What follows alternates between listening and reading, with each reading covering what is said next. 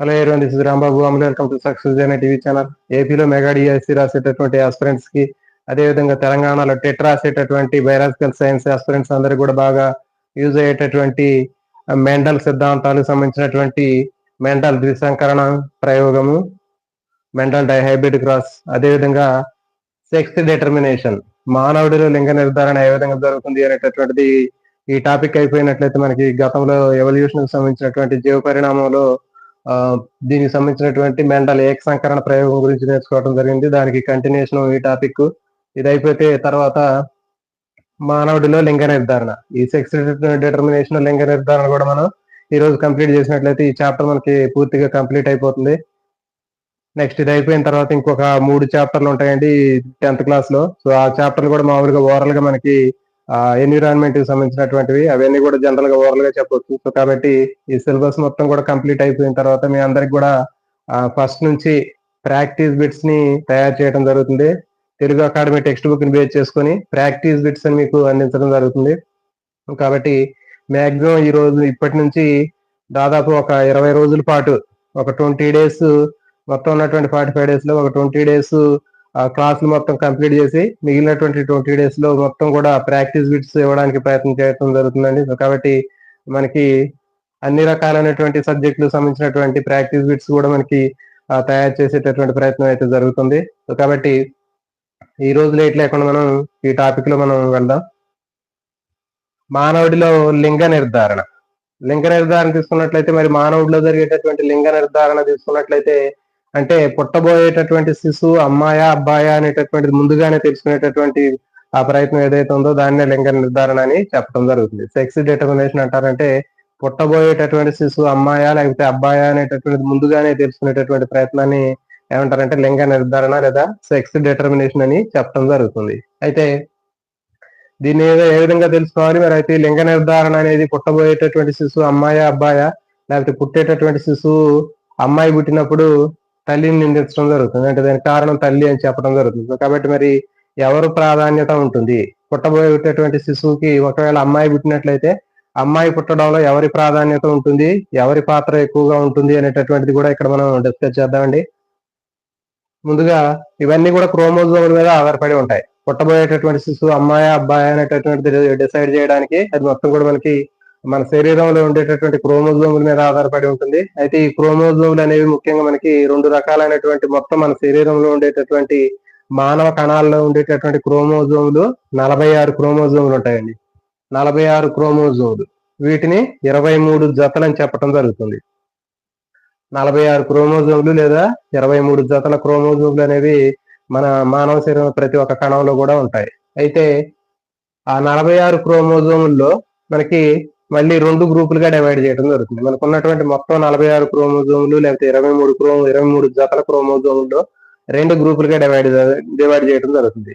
దాంట్లో 22 జతలు లేదా 44 క్రోమోజోముల్ని శారీరక క్రోమోజోములు లేదా ఆటోజోమ్స్ అంటారు.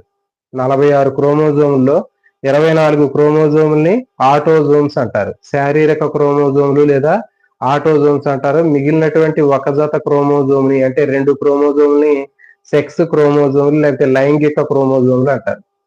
అయితే ఈ 44 శారీరక క్రోమోజోములు ఆటోజోములు ఏవైతే ఉన్నాయో అవన్నీ కూడా స్త్రీలు పురుషుల్లో సమానంగా ఉంటాయి, అంటే ఒకే రకంగా ఉంటాయి. దాని నంబర్ కానివ్వండి, దాని యొక్క స్ట్రక్చర్ కానీ ఇద్దరిలో కూడా సేమ్ ఉంటాయి. స్త్రీ పురుషులు ఇద్దరిలో కూడా 44 శారీరక క్రోమోజోములు లేదా ఆటోజోమ్స్ అనేవి వాటి యొక్క నంబర్ కానీ వాటి యొక్క స్ట్రక్చర్ కానీ సేమ్ ఉంటాయి. వాటిని ఆటోజోమ్స్ లేదా శారీరక క్రోమోజోములు అని చెప్పడం జరుగుతుంది. మిగిలినటువంటి ఒక జత క్రోమోజోములు లేకపోతే 2 క్రోమోజోములు ఏవైతే ఉన్నాయో ఆ 2 క్రోమోజోములు అనేవి వాటిని లైంగిక క్రోమోజోములు లేదా సెక్స్ క్రోమోజోములు అంటారు. మరి అవి స్త్రీ పురుషుల్లో ఇద్దరికి డిఫరెంట్ గా ఉంటాయి. అవి ఎట్లా ఉంటాయి అనేది చూద్దాం. మొత్తం క్రోమోజోములు 46, వీటినే 23 జతలు అని చెప్తారు. అయితే మేల్స్ పురుషులు తీసుకున్నట్లయితే పురుషుల్లో 46 క్రోమోజోములు ఉంటాయని చెప్పాం. ఈ 46 క్రోమోజోముల్లో మనకి 44 క్రోమోజోములు శారీరక క్రోమోజోములు, ఆటోజోమ్స్ అని చెప్పాం. 44 క్రోమోజోములు అనేవి ఆటోజోమ్స్, శారీరక క్రోమోజోములు. ఇవి శరీర లక్షణాల మొత్తాన్ని నిర్ధారిస్తాయి, అంటే మన శరీరానికి సంబంధించినటువంటి అన్ని రకాలైనటువంటి లక్షణాలని నిర్ణయించేటటువంటి క్రోమోజోములు ఆటోజోమ్స్. తర్వాత 44 తర్వాత మిగిలినటువంటి 2 క్రోమోజోములు పురుషుల్లో ఉండేటటువంటి లైంగిక క్రోమోజోములు అని చెప్పాం. ఆ లైంగిక క్రోమోజోములు లేదా ఆ సెక్స్ క్రోమోజోములు ఏవైతే ఉన్నాయో అవి ఎక్స్ వై. ఇది చూడండి, పురుషుల్లో ఉండేటటువంటి లైంగిక క్రోమోజోములు ఎక్స్ వై అంటారు. చాలా చాలా ఇంపార్టెంట్ అండి. పురుషుల్లో ఉండేటటువంటి లైంగిక క్రోమోజోములు లేదా సెక్స్ క్రోమోజోముల్ని ఏమంటారంటే ఒకటి ఎక్స్ ఉంటుంది, ఇంకోటి వై ఉంటుంది. అంటే రెండు కూడా ఒకే రకంగా ఉండవు. ఇవి 44, 45, 46 మొత్తం 46 క్రోమోజోములు ఉంటాయి. ఈ 44 క్రోమోజోముల్ని ఆటోజోమ్స్ లేదా శారీరక క్రోమోజోములు అంటారు. మిగిలినటువంటి 2 క్రోమోజోముల్ని ఎల్లోజోమ్స్ లేదా లైంగిక క్రోమోజోములని పిలుస్తారు.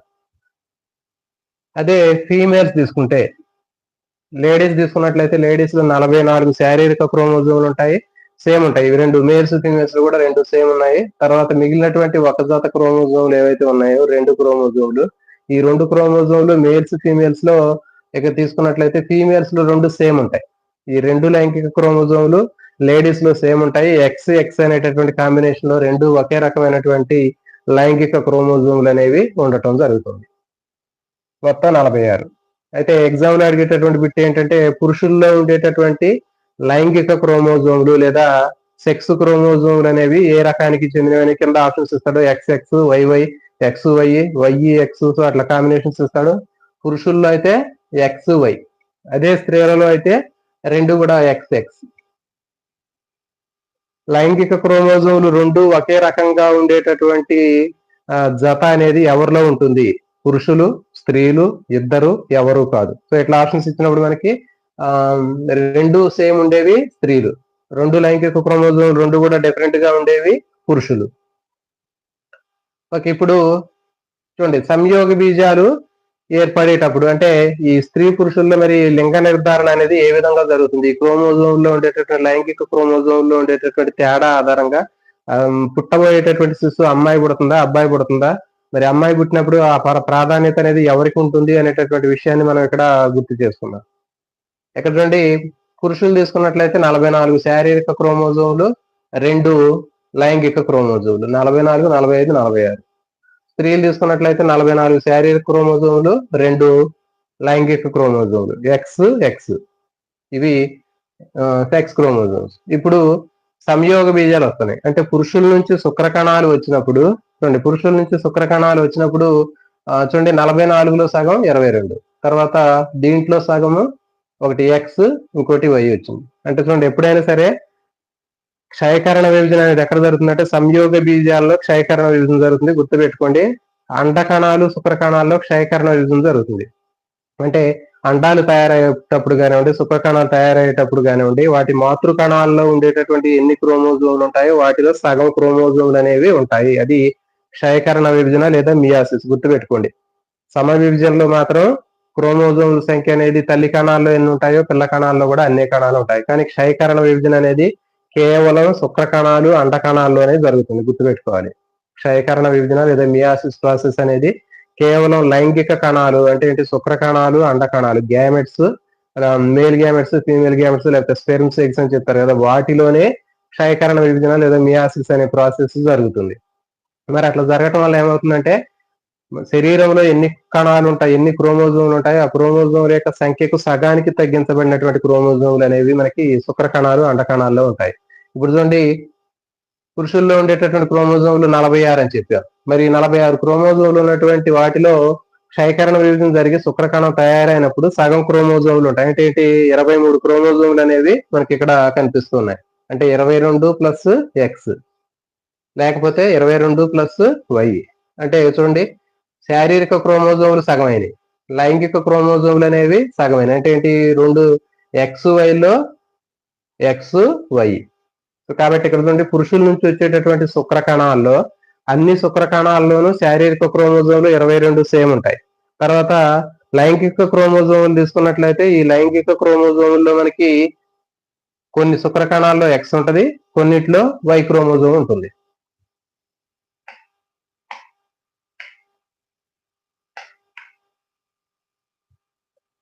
చూడండి, కొన్నిట్లో ఎక్స్ క్రోమోజోమ్ ఉంటుంది, మరి కొన్నిట్లో వై క్రోమోజోమ్ ఉంటుంది. అంటే పురుషుల నుంచి వచ్చేటటువంటి శుక్రకణాల్లో 2 రకాలైనటువంటి శుక్రకణాలు ఉంటాయి. కొన్ని ఎక్స్ క్రోమోజోమ్ కలిగినటువంటి శుక్రకణాలు ఉంటాయి, మరికొన్ని వై క్రోమోజోమ్ కలిగినటువంటి శుక్రకణాలు ఉంటాయి. ఎందుకంటే బేసికల్ గా లైంగిక క్రోమోజోమ్ రెండు వేరువేరుగా ఉన్నాయి కాబట్టి కొన్ని శుక్రకణాల్లో ఎక్స్ క్రోమోజోమ్ ఉండొచ్చు, మరికొన్ని క్రోమోజోమ్లో వై క్రోమోజోమ్ ఉండొచ్చు.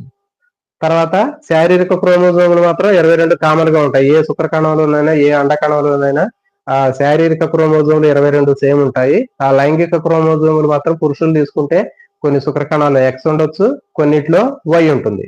మీకు చూడండి ఇట్లా. నెక్స్ట్ ఫీమేల్స్ లో లేడీస్ లో అండాలు తయారయ్యేటప్పుడు అండమాతృ కణాల నుంచి అండాలు క్షయకరణ విభజన ద్వారా తయారైనప్పుడు మియాసిస్ ప్రాసెస్ లో ఏమవుతున్నాయంటే 46 క్రోమోజోములు ఉన్నటువంటి అండమాతృ కణాల్లో 46 క్రోమోజోములు ఉన్నటువంటి ఆ కణం అనేది అండమాతృ కణం నుంచి అండం తయారైనప్పుడు ఎగ్ మదర్ సెల్ నుంచి ఎగ్ వచ్చినప్పుడు దాంట్లో 46 క్రోమోజోములు కథ ఏమవుతుంది, దాంట్లో సగం అవుతుంది అంటే 23 క్రోమోజోములు అవుతుంది. సో ఇప్పుడు మరి 23 అంటే 22 శారీరక క్రోమోజోములు 44 సగం 22 అయ్యాయి. నెక్స్ట్ మరి ఈ 2 లైంగిక క్రోమోజోముల్లో సగం అవుతుంది అంటే ఏంటి, ఎక్స్ అనేది ఉంటుంది. సో కాబట్టి తెలుసుకోండి, ప్రతి ఒక్క అండంలో మొత్తం మనకి 23 ఉన్నాయి. ఇక్కడ ఇవి 23, ఇక్కడ 23, ఇవి 23, ఇవి 23. కాబట్టి శుక్రకణం అండకణాల్లో ఖచ్చితంగా 23 క్రోమోజోములే ఉంటాయి. అయితే ఇక్కడ చూడండి, మరి స్త్రీ నుంచి వచ్చేటటువంటి ప్రతి ఒక్క అండంలో కూడా అన్నిట్లో కూడా ఎక్స్ క్రోమోజోములే ఉంటాయి, లైంగిక క్రోమోజోమ్. ఎందుకంటే మరి స్త్రీల్లో ఉన్నటువంటి 2 లైంగిక క్రోమోజోములు ఒకే రకంగా ఉన్నాయి కాబట్టి వచ్చేటటువంటి అండాలన్నీ కూడా సేమ్, అన్ని కూడా ఒకే రకమైనటువంటి నిర్మాణానికి అది ఉంది. అంటే ఈ రెండిట్లో లైంగిక క్రోమోజోమ్లో ఎలాంటి వ్యత్యాసం అనేది లేదు, అన్ని కూడా ఒకే రకంగా ఉన్నటువంటి అండాలు ఉంటాయి. ఇప్పుడు చూడండి, పురుషుడి నుంచి వచ్చేటటువంటి శుక్రకణం ఒక అండంతో ఫలదీకరణం చెందితే సంయుక్త బీజం ఏర్పడి ఆ సంయుక్త బీజము పెరిగి పిండంగా మరి శిశువుగా మారుతుందని చెప్పారు. సో మరి అయితే ఆ శుక్రకణం అండంతో కలిసి ఫలదీకరణం చెందినప్పుడు శిశువు ఏర్పడుతుంది. ఆ ఏర్పడేటటువంటి శిశువు అమ్మాయి కావచ్చు, అబ్బాయి కావచ్చు మనకు తెలుసు. అయితే ఇప్పుడు ఆ శుక్రకణంలో ఏమున్నాయో మనకు తెలిసింది. అంటే ఏ శుక్రకణంలో ఏముంటే ఎలాంటి జెండర్ అనేటటువంటిది వచ్చేది అనేటటువంటిది మనకి ఇక్కడ తెలుస్తుంది. చూడండి, ఫర్ ఎగ్జాంపుల్ పురుషుల్లో 23 క్రోమోజోములు ఉన్నటువంటి శుక్రకణం తీసుకుంటే దీంట్లో ఎక్స్ క్రోమోజోమ్ ఉందనుకున్నాం. ఎక్స్ క్రోమోజోమ్ ఉన్నటువంటి శుక్రకణము ఇంకొక ఎక్స్ క్రోమోజోమ్ ఉన్నటువంటి అండంతో కలిసినప్పుడు ఏమైంది, 22 44 శారీరక క్రోమోజోములు శుక్రకణంలో ఉన్నటువంటి ఎక్స్ క్రోమోజోము అండంలో ఉన్నటువంటి ఎక్స్ క్రోమోజోమ్ కలిసినప్పుడు 44 ప్లస్ XX వచ్చింది. మరి 44 ప్లస్ XX వచ్చిందంటే ఏంటి, అక్కడ అమ్మాయి అని అర్థం. ఓకే, నెక్స్ట్ ఇక్కడ తీసుకున్నట్లయితే దీంట్లో కూడా మనకి ఇక్కడ 22 శారీరక క్రోమోజోములు, తర్వాత ఒక వై క్రోమోజోమ్. మరి ఈ వై క్రోమోజోమ్ ఉన్నటువంటి శుక్రకణము మళ్ళీ ఇంకొక అండంతో కలిసినప్పుడు అప్పుడు ఏమవుతున్నాయి, 22 44 శారీరక క్రోమోజోములు, తర్వాత లైంగిక క్రోమోజోముల్లో మనకి ఒకటి వై ఉంది, ఇంకోటి ఎక్స్ ఉంది. అంటే ఏంటి, ఎక్స్ వై ఉంది. మరి ఎక్స్ వై ఉన్నట్లయితే అదేంటి, అక్కడ అబ్బాయి. సో కాబట్టి ఇక్కడ మనకి అబ్బాయి పుట్టే అవకాశం ఉంటుంది.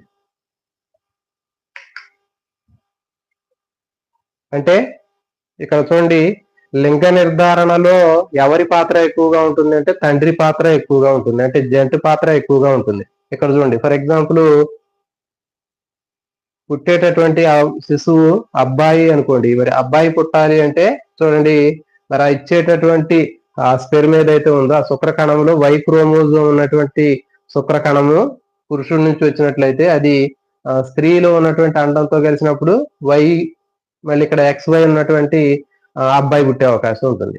కాబట్టి మరి ఒకవేళ అమ్మాయి పుట్టినట్లయితే దానికి రెస్పాన్సిబిలిటీ ఎవరు అంటే ఇక్కడ తండ్రి. ఎందుకంటే ఇక్కడ లేడీస్ లో ఉండేటటువంటి 2 లైంగిక క్రోమోజోములు XXే ఉన్నాయి. కానీ పురుషుడు అబ్బాయి రావాలి అంటే అప్పుడు ఖచ్చితంగా పురుషుడి నుంచి వచ్చేటటువంటి శుక్రకణంలో వై క్రోమోజోమ్ ఉన్నటువంటి శుక్రకణం ఉండాలి. ఇది కాబట్టి లింగ నిర్ధారణలో ప్రముఖ పాత్ర వహించేటటువంటిది ఎవరు అంటే స్త్రీ కాదు, పురుషుడు మాత్రం. కానీ గతంలో ఏం చెప్తుంటారంటే ఇంతవరకు కూడా అమ్మాయి పుట్టిందంటే దానికి కారణం తల్లి అని చెప్పేసి తల్లిని నిందిస్తూ ఉంటారు. కానీ తల్లి కాదు, అది దానికి బాధ్యత ఎవరు అంటే తండ్రి అని చెప్పడం జరుగుతుంది. అంటే చూడండి, సంయోగం జరిగినప్పుడు అంటే కలిసినప్పుడు శుక్రకణాలు స్త్రీ ప్రతిపత్తి వ్యవస్థలోకి వెళ్ళినప్పుడు అక్కడ నుంచి మిలియన్స్ ఆఫ్ స్పెర్మ్స్ అనేవి ఫీమేల్ రిప్రొడక్టివ్ సిస్టమ్ నుంచి ప్రయాణం చేసి పైన ఉన్నటువంటి ఫాలోపియన్ నాళాల్లోంచి ప్రయాణం చేస్తూ ముందుకు వెళ్తూ ఉంటాయి. అట్లా వందల కొద్ది. అట్లా వెళ్ళేటప్పుడు అదే ట్రాక్ లో మనకి అండం విడుదలవుతుందని చెప్పి, అండం వస్తుందని చెప్పాం ఫాలోపియన్ నాళాలు. ఆ ఫాలోపియన్ నాళాలకు వచ్చినటువంటి అండం ఏదైతే ఉందో వచ్చినటువంటి అండానికి కరెక్ట్ గా ఏది ముందు శుక్రకణం లోపలికి వెళ్తుందో దానితోటే ఫర్టిలైజేషన్ జరుగుతుందని మనకు తెలుసు. కాబట్టి వందలు వేల కొద్ది శుక్రకణాలు వెళ్ళినప్పటికీ కూడా కేవలం మొట్టమొదటిసారి ఏ శుక్రకణం అయితే అండంతో కలుస్తుందో అది మాత్రమే ఫలదీకరణం చెందుతుంది, మిగిలినవన్నీ కూడా డ్రాప్ అవటం జరుగుతుంది. సో కాబట్టి ఆ ముందు కలిసేటటువంటి శుక్రకణంలో వై క్రోమోజోమ్ ఉందా లేదా అనేది చూసుకోవాలి. ఆ ముందు కలిసేటటువంటి శుక్రకణము వై క్రోమోజోమ్ ఉన్నట్లయితే ఖచ్చితంగా అబ్బాయి పుట్టడానికి అవకాశం ఉంటుంది. అట్లా కాకుండా అండంతో కలిసేటటువంటి శుక్రకణంలో మొదటిసారిగా దాంట్లో ఎక్స్ క్రోమోజోమ్ ఉన్నటువంటి శుక్రకణం అండంతో కలిస్తే మళ్ళీ అమ్మాయి పుట్టడానికి అవకాశం ఉంటుంది. సో కాబట్టి ఈ విధంగా మనకి లింగ నిర్ధారణ మనం ఈజీగా డిసైడ్ చేయొచ్చు. దాంట్లో మనకి ఎగ్జామ్ లో ఎక్కువగా అడగడానికి అవకాశం ఉండేటటువంటిది ఏంటి అంటే లింగ నిర్ధారణలో ఎవరి ప్రాధాన్యత ఎక్కువగా ఉంటుంది, పురుషుడు స్త్రీ ఇద్దరు ఎవరు కాదంటారు, కాబట్టి పురుషుడు అని చెప్పొచ్చు. నెక్స్ట్ ఎక్స్ఎక్స్ లైంగిక క్రోమోజోములు ఉన్నటువంటి ఎవరిలో ఉంటాయి అంటే స్త్రీలలో ఉంటాయి, XY ఎవరిలో ఉంటాయి పురుషుల్లో ఉంటాయి. ఎక్స్ఎక్స్ ని ఏమంటారు, ఎక్స్ఎక్స్ ని లేకపోతే XY ని ఏమంటారు, అల్లోజోమ్స్ లేకపోతే లైంగిక క్రోమోజోములు అంటారు. 44 క్రోమోజోములు ఏమంటారు, శారీరక క్రోమోజోములు. మొత్తం ఎన్ని క్రోమోజోములు 46. ఎన్ని జతల క్రోమోజోములు 23 జతలు. ఎన్ని జతల శారీరక క్రోమోజోములు 22 జతల శారీరక క్రోమోజోములు. ఎన్ని జతల లైంగిక క్రోమోజోములు 1 జత లైంగిక క్రోమోజోములు. సో కాబట్టి ఇట్లా వీటి మీద ప్రశ్నలు అనేవి రావడానికి అవకాశం ఉంటుంది. నెక్స్ట్ మెండల్ ద్విసంకరణం ప్రయోగాన్ని తీసుకున్నట్లయితే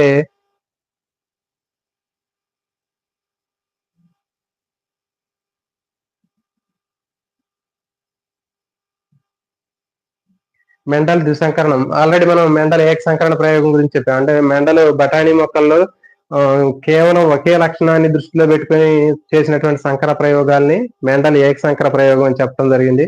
మరి మెండల్ ద్విసంకరణ ప్రయోగం అంటే మెండల్ బఠానీ మొక్కల్లో చాలా లక్షణాలు ఉన్నప్పటికీ కేవలం 2 లక్షణాలు మాత్రమే అతను పరిగణలో తీసుకుని ఆ 2 లక్షణాలని ఆధారంగా చేసుకుని సంకరణ ప్రయోగాలు చేయడం జరిగింది. సో వీటిని ఏమంటారంటే మెండల్ ద్విసంకర ప్రయోగం అని చెప్పడం జరుగుతుంది. 2 లక్షణాలని దృష్టిలో పెట్టుకుని చేశాడు కాబట్టి దాన్ని ద్విసంకరణం అని చెప్పడం జరిగింది.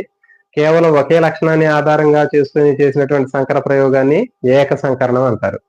ఏక సంకరణంలో మెండలు బఠానీ మొక్కలు ఎత్తు అనేటటువంటి ఒక లక్షణం తీసుకొని పొడవు పొట్టి దానికి ఉన్నటువంటి 2 పరస్పర వ్యతిరేక రూపాలైనటువంటి కాంట్రాస్టింగ్ క్యారెక్టర్స్ పొడవు పొట్టి అనేటటువంటి లక్షణాలను తీసుకొని ఏక సంకర ప్రయోగాన్ని చేశాడు. దాంట్లో దృశ్య రూప నిష్పత్తి 3:1 అంటే 3 పొడవు మొక్కలు 1 పొట్టి మొక్క. అదేవిధంగా జన్యు రూప నిష్పత్తి తీసుకున్నట్లయితే 1:2:1 ఒక పొడవు సమయుగ్మజ పొడవు 1, విషమయుగ్మజ పొడవులు 2, ఒక పొట్టి మొక్క 1. కాబట్టి ఇది చాలా చాలా ఇంపార్టెంట్ అండి. మెండల్ ఏక సంకరణంలో F2 జనరేషన్ లో మనకి దృశ్య రూప నిష్పత్తి ఎంత, జన్యు రూప నిష్పత్తి ఎంత అని అడుగుతాడు. దృశ్య రూప నిష్పత్తి అనేది 3:1, జన్యు రూప నిష్పత్తి 1:2:1. తర్వాత మెండల్ ద్విసంకరణంలో కూడా మనకి F2 జనరేషన్ లో దృశ్య రూప నిష్పత్తి జన్యు రూప నిష్పత్తి అనేది ఇతను తయారు చేయడం జరిగింది. దాన్ని బట్టి మరి మెండల్ అసలు ఎలా చేశాడు ఏంటి ద్విసంకరణం అనేది చూద్దాం. పేర్లోనే ఉంది ద్విసంకరణం అంటే మెండల్ 2 లక్షణాలని దృష్టిలో పెట్టుకొని చేసినటువంటి సంకర ప్రయోగాల్ని ద్విసంకరణం అని చెప్తారు. మరి ఆ 2 లక్షణాలు ఏంటి అంటే మరి బఠానీ మొక్కలు ఇంకా 2 లక్షణాలు ఉంటాయా మిగిలినవి ఉండవా అంటే ఉంటాయి, కానీ అతను పరిశీలించింది ఆ లక్షణాన్ని మాత్రమే పరిశీలించాడు.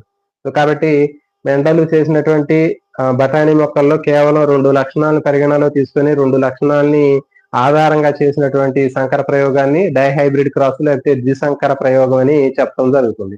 ఆ 2 లక్షణాలు ఏంటి అంటే గింజ ఆకారము, గింజ రంగు, సీడ్ కలరు, సీడ్ షేప్, 2 రకాలైనటువంటి లక్షణాలు తీసుకున్నాడు. గింజ తీసుకున్నాడు అంటే గింజ ఏ ఆకారంలో ఉంది, ఇది ఒక లక్షణం. గింజ ఏ రంగులో ఉంది అనేది 2వ లక్షణం. ప్రతి ఒక్క లక్షణానికి కూడా 2 పరస్పర వ్యతిరేక రూపాలు ఉంటాయి కదా. గింజ రంగు ఉందనుకోండి, పసుపు రంగులో ఉండవచ్చు, ఆకుపచ్చ రంగులో ఉండవచ్చు. అదేవిధంగా గింజ ఆకారం, ఇది ఒక లక్షణం. దీనికి 2 పరస్పర వ్యతిరేక రూపాలు ఉంటాయి, కాంట్రాస్టింగ్ క్యారెక్టర్స్. ఏంటి, గింజ ఆకారం గుండ్రని గింజ అయినా ఉండవచ్చు, లేకపోతే ముడతలు పడినటువంటి గింజ రింకిల్ సీడ్ అయినా ఉండవచ్చు. సో కాబట్టి ఈ విధంగా మనకి మెండల్ బఠానీ మొక్కల్లో గింజ ఆకారము, గింజ రంగు, ఈ 2 లక్షణాలు. గింజ ఆకారానికి గుండ్రని ముడతలు, గుండ్రంగా అయినా ఉండొచ్చు, ముడతలు పడైనా ఉండొచ్చు. గింజ రంగు తీసుకుంటే పసుపు అయినా ఉండొచ్చు, ఆకుపచ్చ అయినా ఉండొచ్చు. కాబట్టి ఇతను ఇక్కడ చూడండి 2 మొక్కలు తీసుకున్నాడు, బఠానీ మొక్కల్ని. రెండింటిని క్రాసింగ్ చేశాడు. మరి క్రాసింగ్ చేసినప్పుడు తీసుకున్నటువంటి 2 మొక్కలు ఏంటి అంటే, ఒక మొక్క, మొదటి మొక్కలో గింజలు ఎట్లా ఉన్నాయి? గుండ్రంగా ఉన్నాయి. ఆ గింజ ఆకారం ఇది. నెక్స్ట్ గింజ రంగు తీసుకుంటే ఎట్లా ఉంది? పసుపు రంగులో ఉంది.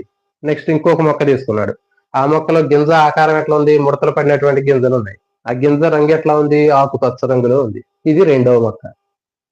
కాబట్టి ఈ విధంగా 2 మొక్కలు తీసుకున్నాడు. మొదటి మొక్కలో గుండ్రని గింజలు ఉన్నాయి, పసుపు రంగు గింజలు ఉన్నాయి. అంటే గుండ్రని ఆకారం కలిగినటువంటి గింజలు, పసుపు రంగు కలిగినటువంటి గింజలు మొదటి మొక్క. రెండో మొక్కలో ఆకుపచ్చ రంగు కలిగినటువంటి గింజలు, ముడతలు పడినటువంటి గింజలు రెండో మొక్క.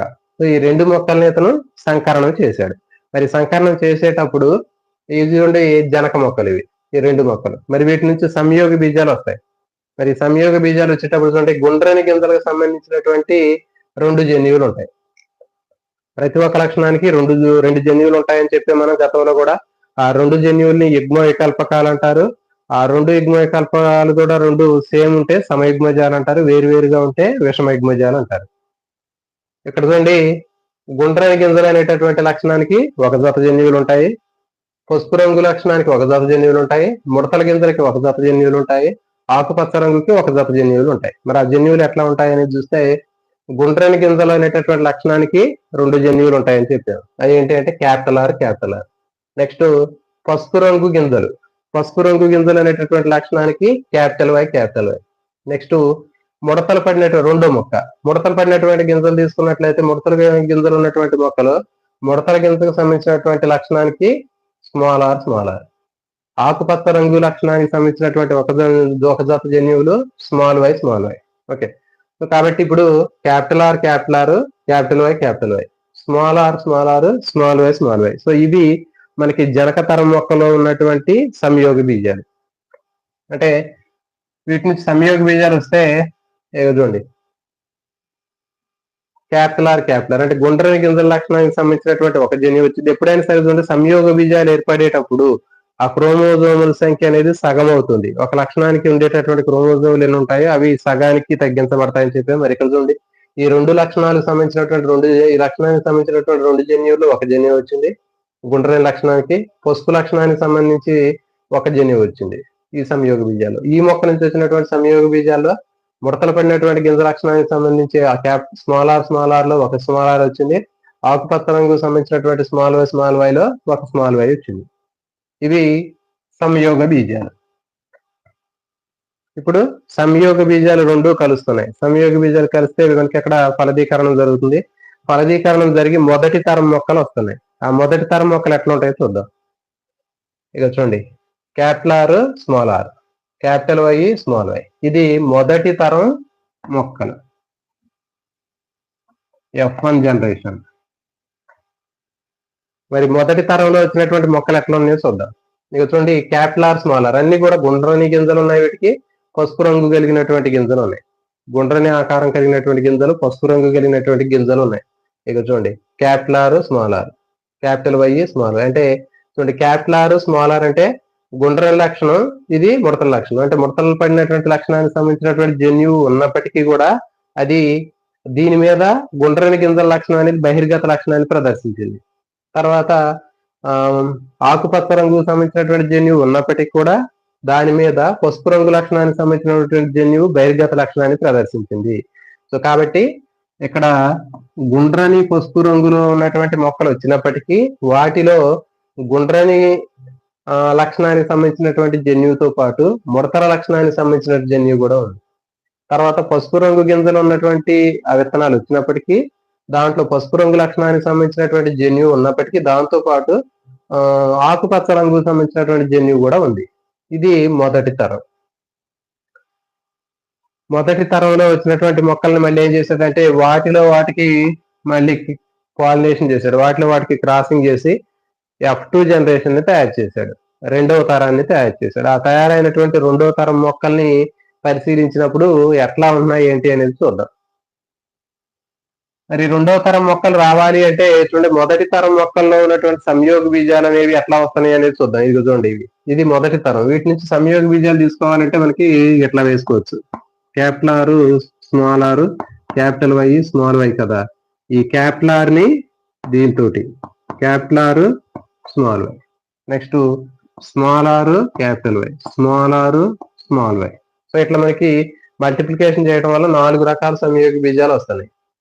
మరి ఈ 4 రకాల సంయోగ బీజాలని 2 సైడ్లు తీసుకుంటాం. ఒక పక్కన మేలు, ఇంకో పక్కన ఫీమేల్.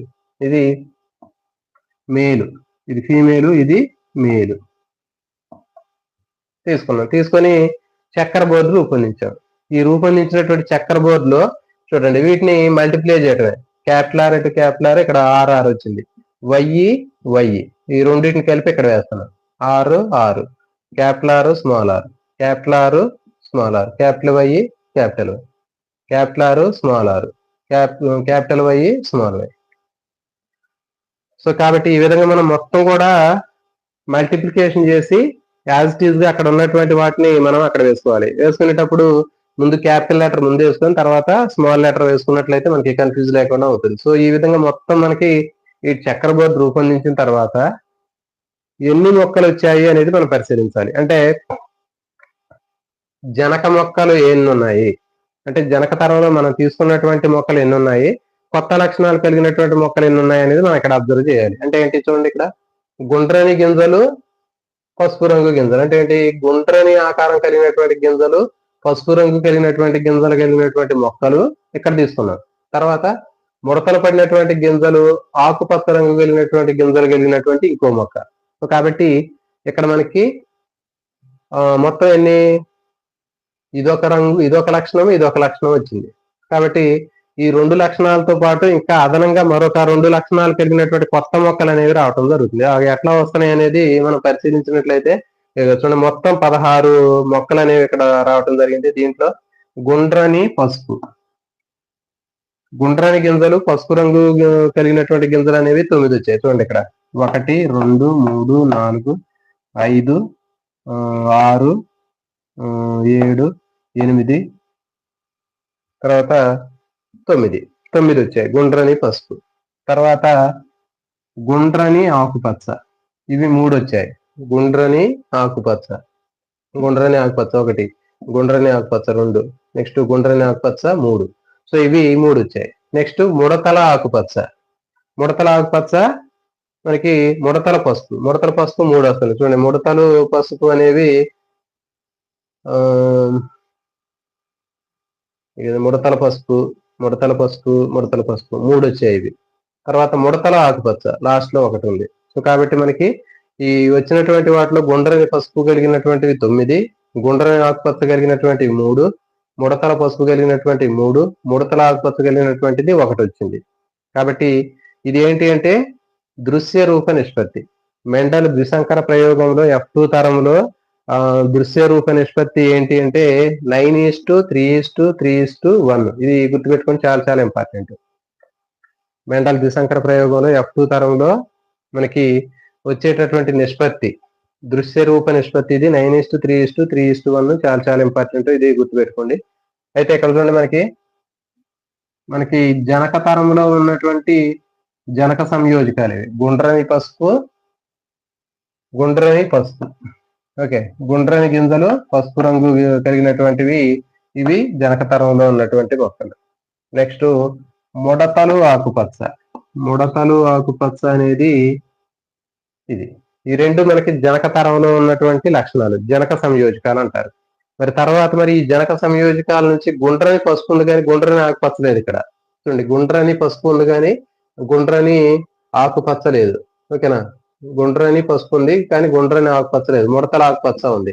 కానీ ఇక్కడ ఏమైందంటే ఈ క్రాసింగ్ చేయడం వల్ల ఏమైందంటే గుండ్రని పసుపుతో పాటు గుండ్రని ఆకుపచ్చ అనేది వచ్చింది. ఇది గుండ్రని ఆకుపచ్చ. నెక్స్ట్ ముడతల పసుపు, ముడతల ఆకుపచ్చ, ఇది ముడతల ఆకుపచ్చ లాస్ట్ లో. ముడతల ఆకుపచ్చ అనేది మనం తీసుకున్నాం, కానీ ముడతల పసుపు అనేటటువంటిది లేదు మన దగ్గర. కాబట్టి ముడతల పసుపు అనేది ముడతలు పడినటువంటి గింజ, తర్వాత పసుపు రంగు లక్షణం కలిగినటువంటి గింజ అనేది పునఃసంయోజక, రీకాంబినెన్స్ అంటారు. కాబట్టి ఇక్కడ చూడండి, ఇవి 3, ఇవి గుండ్రని ఆకుపచ్చ, ముడతల పసుపు అనేవి పునఃసంయోజకాలు. అంటే వాటికి కాంబినేషన్ చెందడం వల్ల కొత్తగా వచ్చినటువంటి లక్షణాలు. ఈ కొత్త లక్షణాలు కలిగినటువంటి మొక్కలు అనేవి జనక తరంలో మొక్కల కంటే ఎక్కువ సామర్థ్యాన్ని కలిగి ఉంటాయి. ఇవి హైబ్రిడ్ మొక్కలు అంటారు కదా. సో అట్లా క్రాసింగ్ జరగడం వల్ల హైబ్రిడ్ మొక్కలు అనేవి రావడం జరుగుతుంది.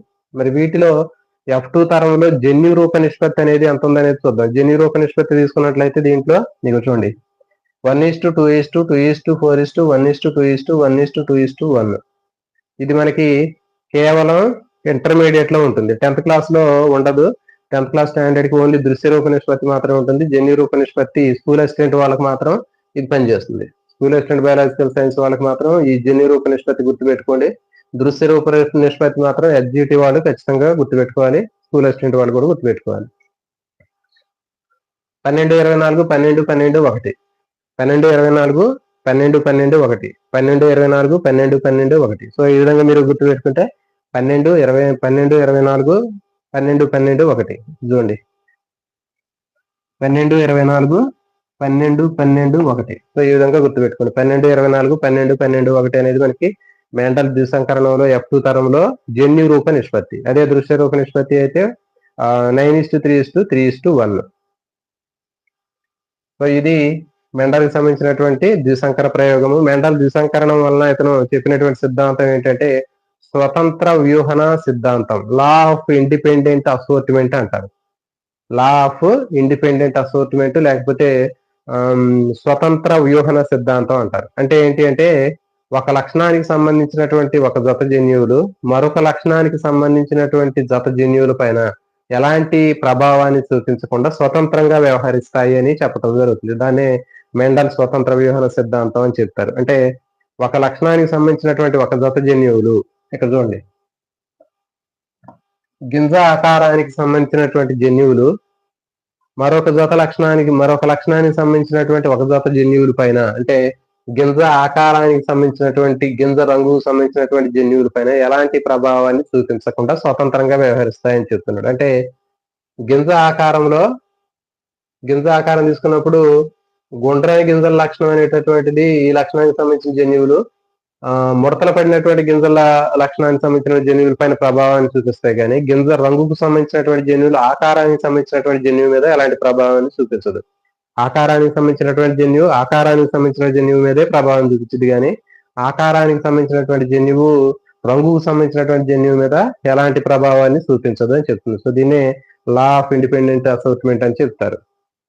స్వతంత్ర వ్యూహన సిద్ధాంతం అంటే ఒక లక్షణానికి సంబంధించినటువంటి ఒక జత జన్యువు మరొక లక్షణానికి సంబంధించినటువంటి మరొక జత జన్యువులపై ఎలాంటి ప్రభావాన్ని చూపించకుండా అది స్వతంత్రంగా వ్యవహరిస్తుంది. సో కాబట్టి గింజలకు సంబంధించినటువంటి రంగుకు సంబంధించినటువంటి జన్యువులు రంగుకు సంబంధించిన లక్షణం మీద ప్రభావం చూపిస్తాయి, కానీ దానికి ఆకారం మీద ప్రభావాన్ని చూపించదని చెప్తుంది. సో ఇది మెండల్కి సంబంధించినటువంటి సంకర ప్రయోగం.